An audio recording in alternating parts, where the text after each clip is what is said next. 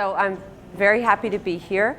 I am a physician assistant, primary care medicine for 30 years from Duke PA program. And I've also been trained in a way that has been most widely researched to help people cope with stress called mindfulness-based stress reduction. And we offer that curriculum at the Susan Samueli Center for Integrative Medicine and plus a variety of other shorter interventions. So that's enough about me.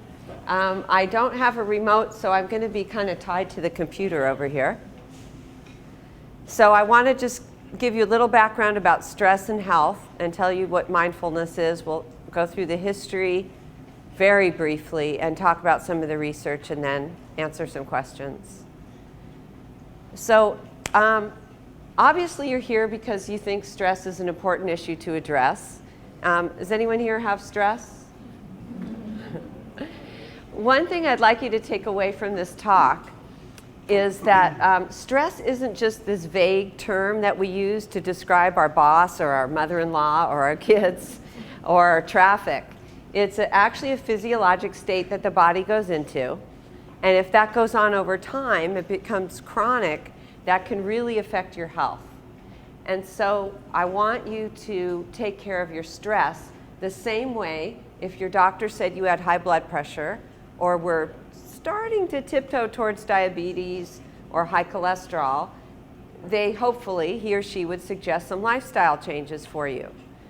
And not just immediately prescribe medication, but give you some ways that you could start to take care of yourself so you don't end up with full-blown diabetes or you don't end up with clogged blood vessels in your heart.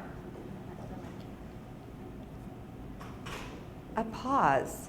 So while we're pausing, what you might do is just take a moment and notice. Some of you are done, but if you have any food left on your plate, just notice what you're eating. It's gone, I know, and what it tastes like. And if you didn't happen to taste your food, we're going to talk about that in a little bit.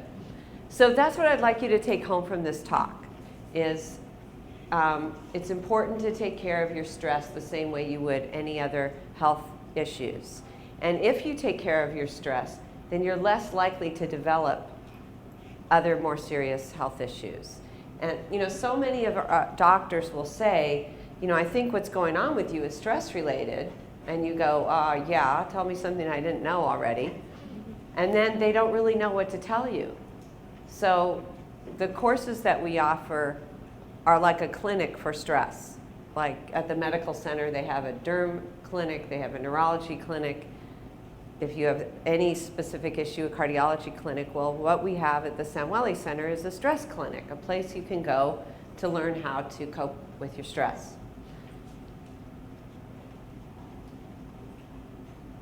So this is a definition from a stress researcher from UC Berkeley who describes stress as a relationship between an individual and their environment that you perceive as taxing or exceeding your resources and then endangering your well-being. So anyone feel like what's going on in your life sometimes tax or exceeds your resources? Yeah, for sure, me too. So the physiology of stress we'll go through probably pretty quickly, but basically what we call stress is based in a wonderful survival mechanism that we have called the fight or flight response, which is designed to save our bodies and our minds, our whole beings, from a very sudden physical threat to our safety and survival.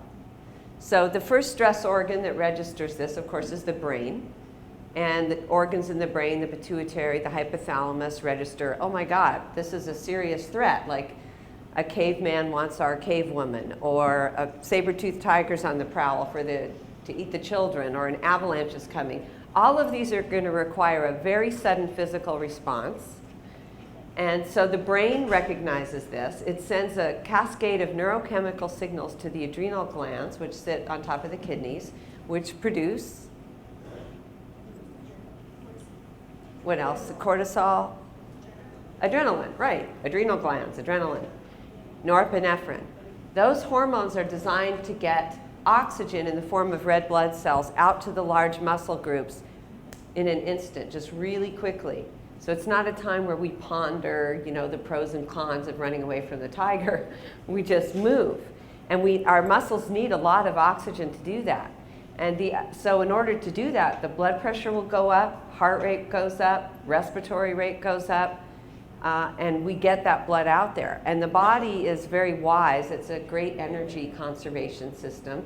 So we'll actually borrow blood from the digestive system, because as John Kabat-Zinn says, you don't need to worry about lunch if you're going to be lunch. And it also borrows blood supply from the reproductive system, because you're not worrying about making the next generation if you don't know if you're going to live yourself. And it affects the immune system. But all of these changes are temporary if it's used as it was designed, which is for short term. So we're all here because our ancestors did the fight or flight system really well. They survived. So that's a good thing. So after you've outrun the saber-toothed tiger or the avalanche or whatever it was, you've used up all the stress hormones, you've burned up a lot of calories, you're exhausted, and then you rest. So it's this rest period that's really important. I want you to hold on to this piece of information that allows all of those systems of the body to come back into balance. So your blood pressure comes back down, heart rate, respiratory rate, blood comes back into the center organs of the body, immune system comes back up. And the other organ that's really affected during the fight or flight response is, what have I not mentioned? The brain, exactly. So just pause for a moment and think about, how does your brain function when you're stressed? Not well? What kinds of changes do you notice in your thinking when you're stressed? Can't focus? How's your memory? Not so good. So it does affect the brain. The blood supply moves back to the primitive part of the brain. So during this rest period, the blood supply moves back to the prefrontal cortex, where we have executive function, good decision making, emotion regulation, and all the other good stuff. So this system is not a problem if it's used as it was designed for short-term use only. It should say that on your adrenal glands, short-term use only, like on your sleep medicine or cold pills. So there's not a problem with the fight or flight response. But the way this turns into illness is our modern day stressors are a bit different, aren't they? Like, what are some things that might set off this alarm system in your body? Say loud. Deadlines. Traffic. What? Traffic police, okay. What was that? Health issues, maybe your own or a family member's not doing well. It could just be an email that you got, right? You could just be sitting calmly at your desk. Anyone ever get those emails? To get your heart pounding? Get your blood pressure going? Yes? Or a text? Because some of our modern communications can be kind of abrupt. And you find out later that the person was just in a hurry. I've had that happen where I'm like, what's up with her? And I get like a whole story going about it, hurt feelings, blood pressure up. And then I just find out, she was sitting in the doctor's waiting room with her elderly parents who were not doing well. And she didn't really have time to respond. So the way the fight or flight turns to illness in our modern day world is that, first of all, our stressors aren't short-term, neat, tidy, beginning, middle, end, right? They're ongoing. Or we might have one after another after another. There's a certain age, which I have hit, where, both of my parents went through aging and death, and, just there's an age you hit where you get a lot of things in a row. Or you may just be going that at any age. You might just get a bunch of things in a row. Or you may have something that's always going on that's stressful. So the hormones don't have a chance to come back down, and the body doesn't have this chance to get back to normal. And then on top of that, what are some things that we do to cope with that anxious feeling that we might turn to? Food, exactly. Anything else? Alcohol, some people still smoke. Yeah, the most widely prescribed drug in the United States is Xanax. When I work with patients who are really anxious and stressed and they don't want to take the stress reduction class, I pretty much have to resort to some kind of medication. So once we're in that loop, so now let's say we're using food or alcohol. So now we've got some extra weight, and now we have a new problem. Our knees hurt, our back hurts, we're starting to develop high blood pressure, more doctor visits, more stress, and that's what we call getting stuck in a cycle of stress reactivity. So it's not just the stress, but it's how we cope with it that can lead to stress creating illness and getting stuck in a cycle. Does that make sense?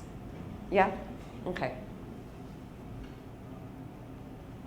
So there's some long-term effects of one particular stress hormone called cortisol, and it affects your immune system. It changes the composition of your body. You guys have probably heard about this, but cortisol makes us store more fat over time. So the classic cortisol stress body tends to have a lot around the middle. That's where cortisol will store the fat. Now, I missed one step in the fight or flight system. The muscles don't just need oxygen. They also need other fuel, which is the form of sugar and fat. And so during this, the liver actually releases sugar and fat into the bloodstream.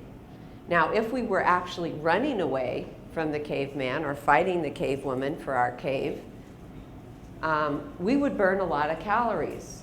And then during the rest period, cortisol tells the brain, hey, you've got to refuel. You just burned 3,000 calories. But our modern day stressors, everything is going on the same, except we haven't actually burned the calories. So if you wonder sometimes when you're stressed why you're craving sugar and fat, it's because your brain thinks that you just burned 3,000 calories worth of sugar and fat. Well, maybe not that much, but depending on how far you had to run away from the tiger. So long-term effects of cortisol can affect memory and learning. It can disrupt your sleep.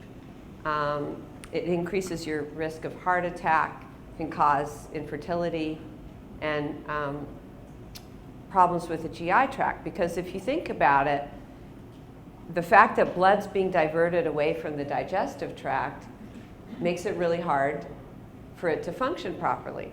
So I teach a class called Mindful Eating. I'm going to come back and talk about that in the new year, and I'll be offering it in the new year. But let's say you've just done what Diane or your doctor suggested that you do. You've got this nice healthy breakfast of whole grain oatmeal to lower your cholesterol, and almond milk, and organic blueberries for antioxidants, and you're all set to eat this healthy breakfast. And you get on your computer and you're reading, MSN News, or you're reading the newspaper, and you just find out something horrible's just happened. So your fight or flight, even just saying that, I felt it. Your fight or flight response is going to get triggered. The blood goes away from your GI tract, so there's nobody home to receive this nice healthy breakfast. Plus, you don't actually taste it. You don't actually get to enjoy this nice meal that you prepared for yourself. Anyone eat in front of the computer, TV, newspaper? Yeah? So what happens when you do that? Do you think that you really get to feel satisfied with what you're eating? No. You guys are kind of quiet today. Give me a little something to work with here, guys. I like to interact. So what happens when people don't feel satisfied? They sort of missed the whole thing because they were so distracted. What do you think happens? They want more. They go looking for something else to eat to get that feeling of satisfaction. Plus, they miss the fact that they were actually full because they don't register it because they're so distracted. So those are some of the long-term effects of chronic stress. So, we're different. Our stressors are different. I've already made that clear. This slide comes from a wonderful book on stress physiology called Why Zebras Don't Get Ulcers, written by Robert Spolsky, who's a wonderful stress researcher from Stanford. So here's a zebra. Zebras are prey animals, right? So they've got to use the fight or flight response to survive. And so they go through all those physiologic changes we just talked about, except maybe the memory and learning part. I don't know how much of that they actually use in their brain. But when it's over, let's say the zebra survives. Oh, this slide is just to show that we're still pretty much physiologically like a caveman, but we just have different stressors than we used to. We've evolved in some ways, but in other ways we haven't. And our saber-toothed tiger may be that email that we talked about. So when a zebra has survived, it goes right back to grazing and its physiology comes back to normal. So one thing different about us is, remember that slide about the traffic, someone's cut you off and you got going, is the zebra doesn't replay it in its mind. Oh my God, that lion, it almost got me. I'm so sick of that lion. He's always picking on me, he doesn't pick on the other zebras. Plus, what would have happened to my children and my grandchildren that I don't actually have yet? And plus, it happened last month, right? They don't do that. It's just over, they let it go, they go back to grazing, their physiology comes back to normal, they don't get ulcers, they don't get high blood pressure. So, but what do we do when we have a stressful event? Do we just let it go? Right? We rehash it, and every time you rehash it, your body thinks it's happening again. And emotionally, it doesn't feel very good. So in the stress reduction field, we like to break stress down into two categories, what we call external stressors and internal stressors. So an external stressor would be the things we already talked about: deadlines, work, relationships with other people that are not going so well right now, a family member who's ill, traffic, financial issues is one people say a lot these days. Those are all things in our lives that we have some control over, but not a lot. I don't know how successful you guys have been at controlling other people. I haven't been very good at it. So the fact that we can't control them is in itself somewhat stressful, right? Just having things out of your control. So I can't teach people classes that will make their external stressors go away, although I can teach them to make some better choices. But what we do work with is that internal, what we call internal stressors, is how much time you spend thinking about the lion after the incident is over, or worrying about the next one when it's not actually happening. So negative thoughts about your health, your family, when actually in the present moment everything is okay. Anyone do that? Go to the kind of worst case scenario, and then we might have a physical discomfort and interpret it as, oh my God, I wonder if I have, fill in the blank. Anyone ever do that? I can't tell you how many MRIs I've ordered over the years because someone's convinced that their headache is a brain tumor. And I can't convince them that it isn't until we actually get an image of their brain. Usually if a good neurological exam, you can tell, but they won't be at peace until you get that imaging study. So that's just an interpretation. And the way we interpret things, the way we perceive things, like I told you about the text, right? I copped a bit of an attitude about it. And then when I checked in with my friend, I think I said something snotty back to her. And then she explained that she was in the waiting room with her elderly parents in the doctor's office, in which case I felt like a complete idiot. So we can misinterpret something and create stress where there doesn't really need to be any. I don't do that all the time. I just wanted to share it with you. So we're going to do a little exercise right now. If you would join me. And all you need to do is take your dominant hand and hold your thumb and your index finger about 1.5 inches apart. Perfect. And I want you to imagine a nice juicy wedge of lemon in that space. So look in the space and imagine there's a wedge of lemon in there. Maybe you could feel the peel and see the little sections. And now turn it towards your mouth and bring it closer like you're going to take a bite out of it. What do you notice happening in your body? Salivating. Anyone salivate? Yeah. How many people salivated? All right. So I find that really interesting. Anyone even just sort of pucker up or have any response if you didn't salivate? Yeah? I got a tingle because I don't like the lemon. You got tinkles because you don't like lemons. So we just salivated to an imaginary lemon. And this is what we mean by the mind-body connection. So the mind, what we think about, can have a powerful influence on our physiology and vice versa. So what we want to do is have a good relationship with the mind-body connection. So you could be lying peacefully in your bed trying to get some sleep, and then your mind starts thinking about tomorrow or something unresolved from the day. Just when you most wanted to go to sleep, you're really tired, you've been so looking forward to it, and now your mind kicks in, right? Anybody have that? So then what your body responds. It's like, oh my God, you know, I got this deadline and I haven't met it yet. And you know, it's 11 at night. You're not going to meet it tonight. So mindfulness training is a way to actually put that down so you can get some sleep and not produce. So just be aware that certain thought patterns create physical changes in your body. And that's really worth noticing because that's something we can change. That's where we have the power to make huge changes in our physiologic health, is by noticing where our mind is going and changing it, which I'm going to show you what that means. So the basic premise of mindfulness-based stress reduction is that stress is a physiologic condition, as I mentioned, and it can contribute to mental and physical illnesses, and that meditative practices have been shown to reduce stress-related symptoms in many, many measures. We have 32 years of research on this. And then we can learn very simple practices that can help us change our physiology. That's it in a nutshell. How many of you have heard the term mindfulness? I'm just curious. Okay, great, a lot of you. And how many of you know who Jon Kabat-Zinn is? Okay, not so many. So mindfulness is a trainable skill that helps us be more in the present moment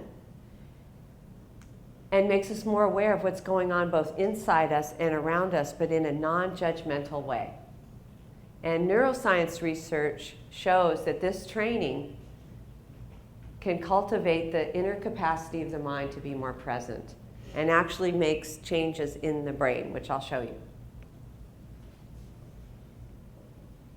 So before I go any further, I want to do a mindfulness practice with you. So what I would like you to do to help you see what it's like to come into the present moment non-judgmentally is we're going to use our senses, because our senses only function in the present moment.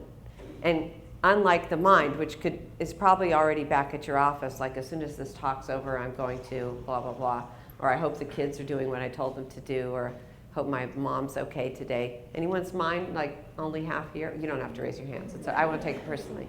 So, but our mind, just to note that the mind could be anywhere right now. It could even be in a whole other era, like the 1900s, or it could be in another total place.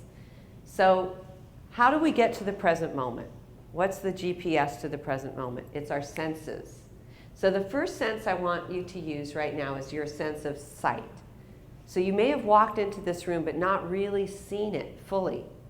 So I want to invite you in a non-judgmental way, like a child would just be curious, to look around this room and take in some of the details of it. Or look out the window, notice colors, shapes, even just all the interesting colors of the different clothing that's in the room. So now we're going to shift from seeing this moment, this particular present moment. It's never going to come again. Never been here before. We're going to shift from seeing this moment to taking it in through our ears and the phenomenon of hearing, because our ears can only take in sound in the present moment. So if you want to close your eyes, you can, but you don't have to. But bring all of your attention to your ears and let's listen to the present moment.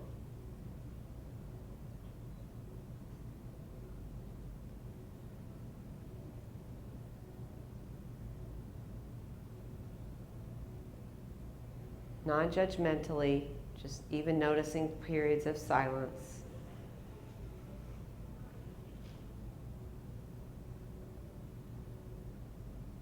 So now let's switch from hearing the present moment to feeling it through the sense of touch. And what I mean by that is feel your body in the chair.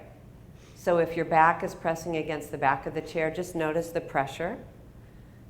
If your back isn't against the back of the chair, then maybe notice your bottom and your legs against the seat of the chair. Just feeling the support and the contact. Maybe your hand is touching your arm. Any points of contact that you notice, that you can feel.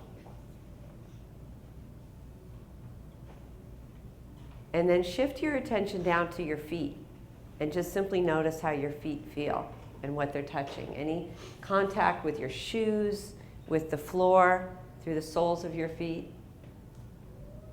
Just noticing. And now bring your attention up to your hands.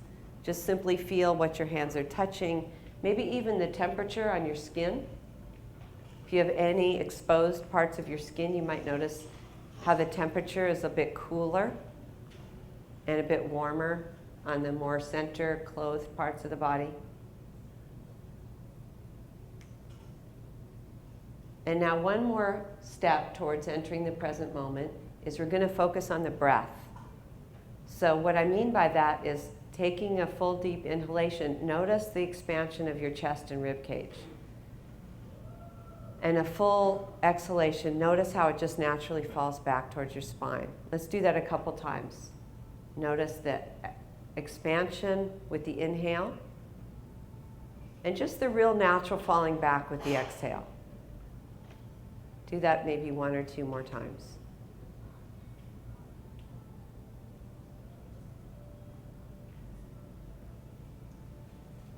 Just feeling yourself breathe, because the breath only occurs in the present moment.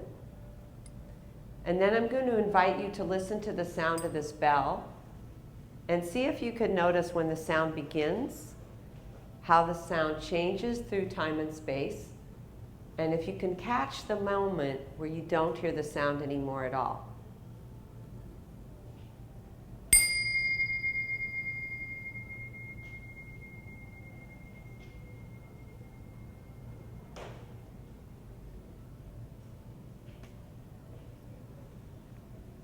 And if your eyes are closed, go ahead and open your eyes. So anyone notice anything different in how you feel from before and after?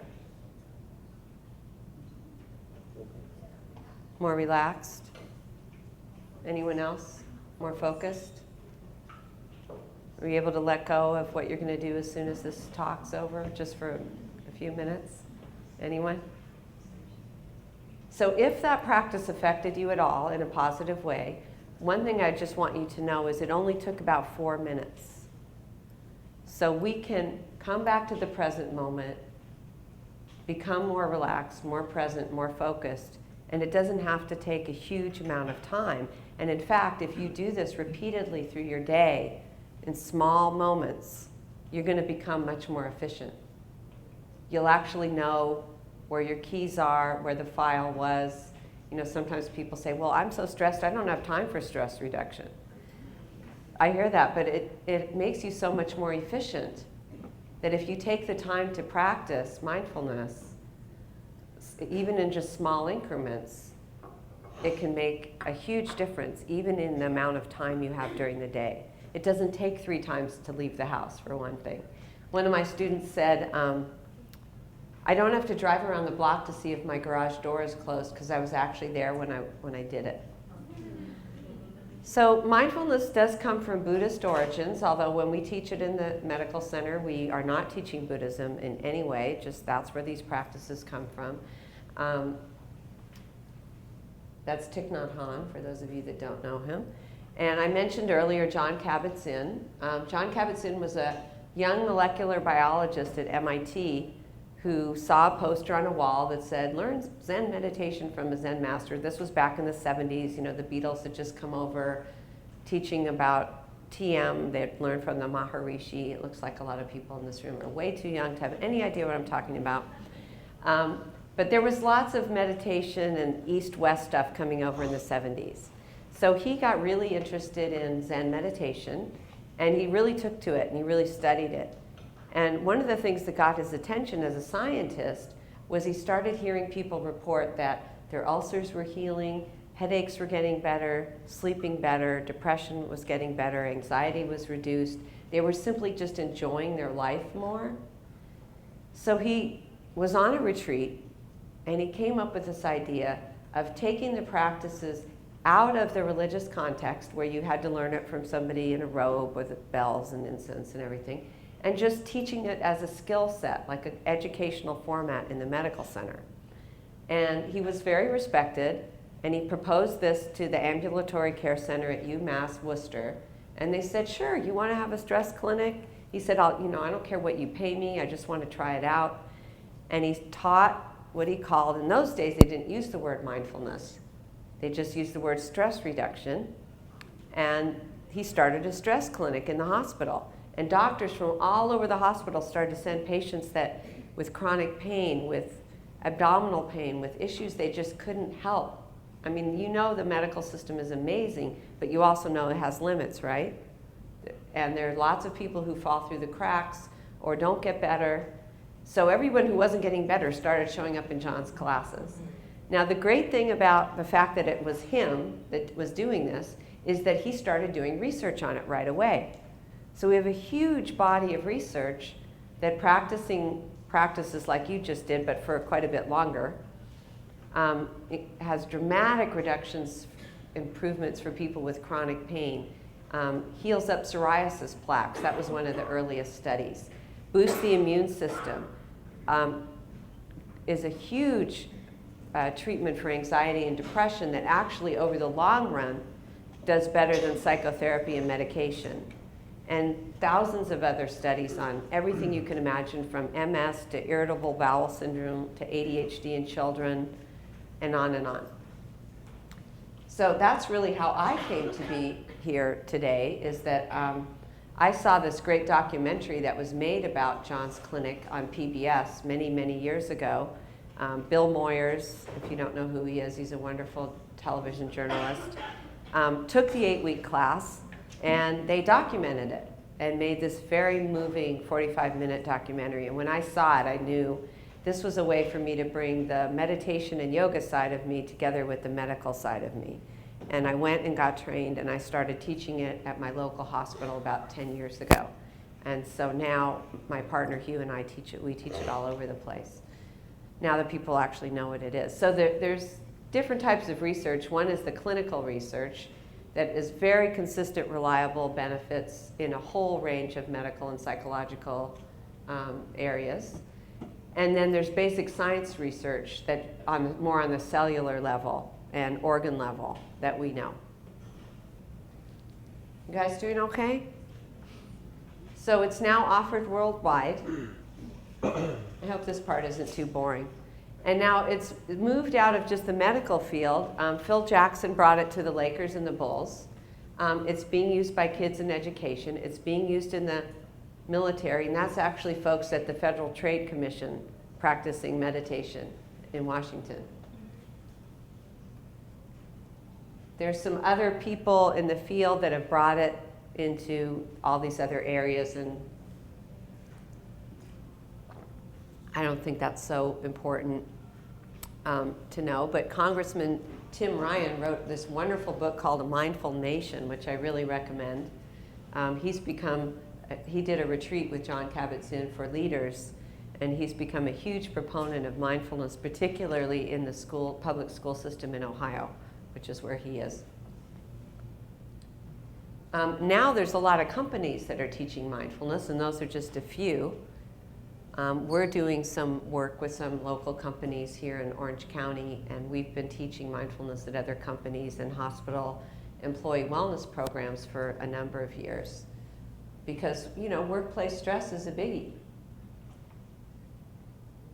So the stressed brain works more from the bottom up, the primitive part telling the other part, yell at someone, get revenge, go eat ice cream.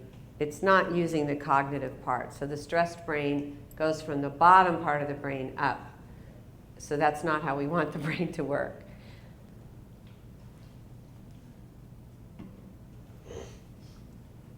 Okay, you've made your point. I admit sometimes when I feel threatened, I snap.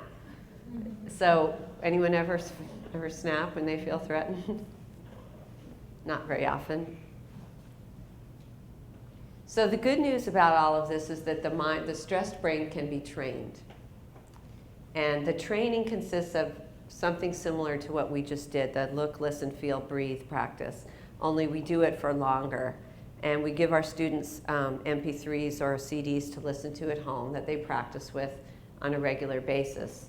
And it really, really helps people. So when we use the term meditation, here's Carol tracking the progression of another thought. What I mean by that is similar to what we just did. Now, if we had done the breathing part, how many of you enjoyed the breathing part, just focusing on your breath? Okay, good. So if we were to have done that a little bit longer, and unfortunately we don't have time to do that right now, if we had done that a little bit longer, Kristen, what would happen? But what about the not so good part, the challenging part of doing it for longer? Right. Your mind will wander. And your mind will wander many, many, many times.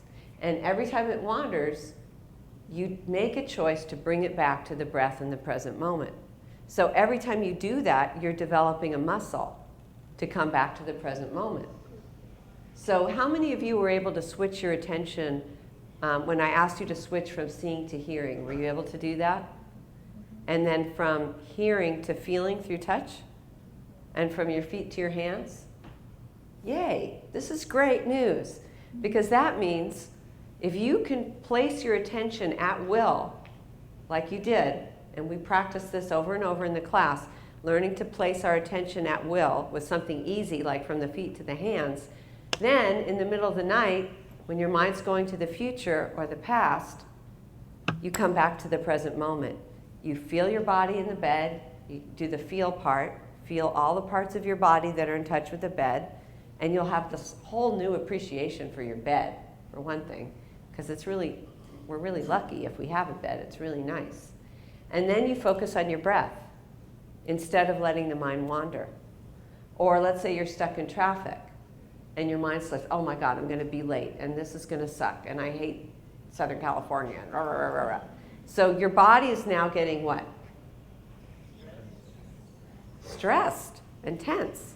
Is it going to change the traffic flow? Is it going to make it go any faster or make it any better?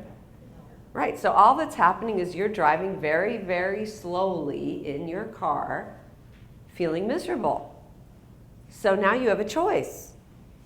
You can't make the traffic change, but you can make your insides change by where you place your attention. So you can feel your body in the car, you can feel your hands, you can feel your breath, you can look around. Gosh, all these other people are stuck in traffic too. I hope they're going to be okay, and maybe even wishing them well. Connecting with the human race, instead of just me in my car with my problems and my agenda not getting met, you can open up a little bit and change your experience. And people tell me this all the time, that they can completely change from being miserable to being peaceful, just like by changing where they place their attention. Does that make sense? Can you imagine that helping? So that's why we practice these practices we do in the class. We do it when there's not a lot going on. So we set aside a time each day when there's not a lot going on, and we practice moving our attention. The mind wanders, we bring it back. Wanders again, we bring it back. And the most important part is we don't judge ourselves. We're just very patient and kind, like that little puppy. You don't beat the puppy. You're going to end up with a very unhappy, neurotic dog. So we have to be nice to the mind, too. It's used to wandering. It's like over here, wants to smell the flowers, wants to go to the neighbors. So we're just going to train it. No, come back, come back. We're kind and gentle.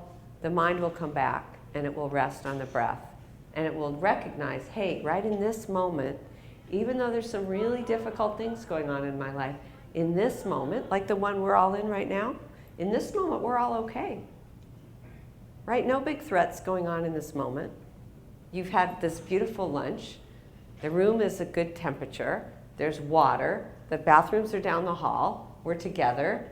We can help each other. A couple of exits. There's probably a fire extinguisher somewhere nearby. So we're totally safe, right? No problem. So if we can just recognize that the present moment is okay, then we can reduce our stress. So the reason I show this picture is because I don't want people to think meditation has to be done in some weird position. These are just people in my stress reduction class. All ages, walks of life, chairs. So how do you practice mindfulness? Now there's Alan, poor Alan, he's just in the top of his brain, lost in more of that meaningless chatter. Anyone ever get lost in the chatter of your brain?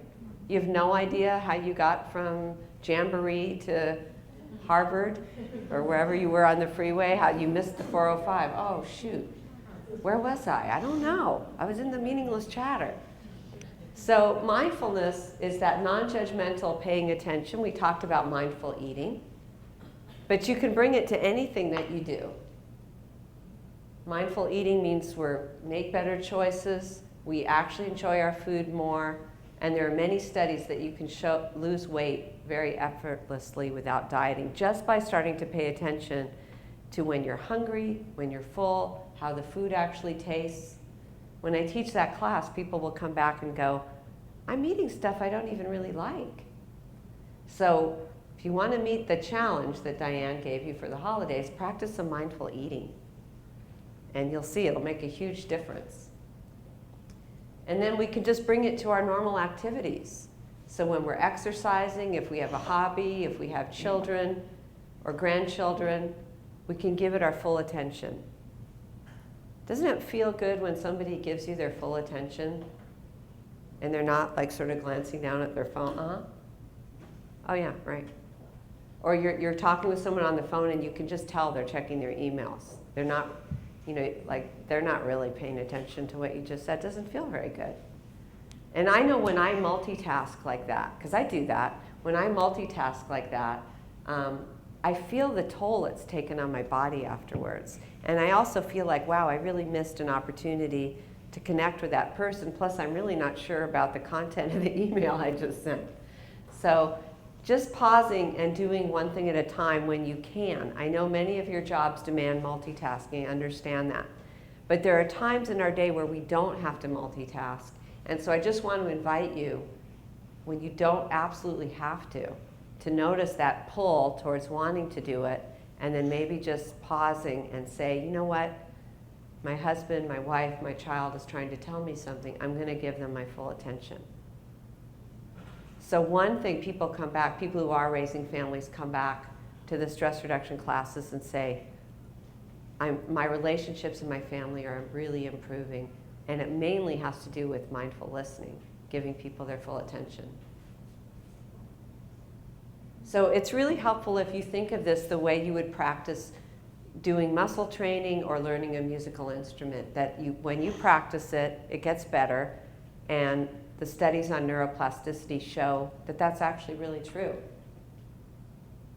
So I see we're running out of time here. This was just a really interesting study that showed that 8 weeks of mindfulness training actually increased the density and blood flow to the hippocampus, which is where we have memory and learning. So the red bar are the people that took the class, and the blue bar is the control group. And it changed several other areas of the brain to that degree. It was very striking. This is just a study that was done on healthy people where they divided them into two groups. They took the meditation class or they were the control group. They gave everybody the flu vaccine, and the people in the meditation group, that made that many more antibodies than the people in the control group. So with cold and flu season coming up, you want to take care of your immune system, you might want to practice some meditation. It's also been shown to improve working memory capacity, improved people taking the GRE exams did better. In terms of the holidays, maybe just think more in terms of connecting than shopping. Giving your time, giving your presence. So it's a very powerful skill to learn to reduce stress and enhance your well-being. This is a very important quote from Viktor Frankl, who is a physician, Holocaust survivor, wrote an incredibly beautiful book called Man's Search for Meaning, who said, between stimulus and response, there's a space. And in that space lies our power to choose our response. We're not on automatic pilot. Stimulus, response, stimulus, response. We create a space, and in our response lies our growth and our freedom.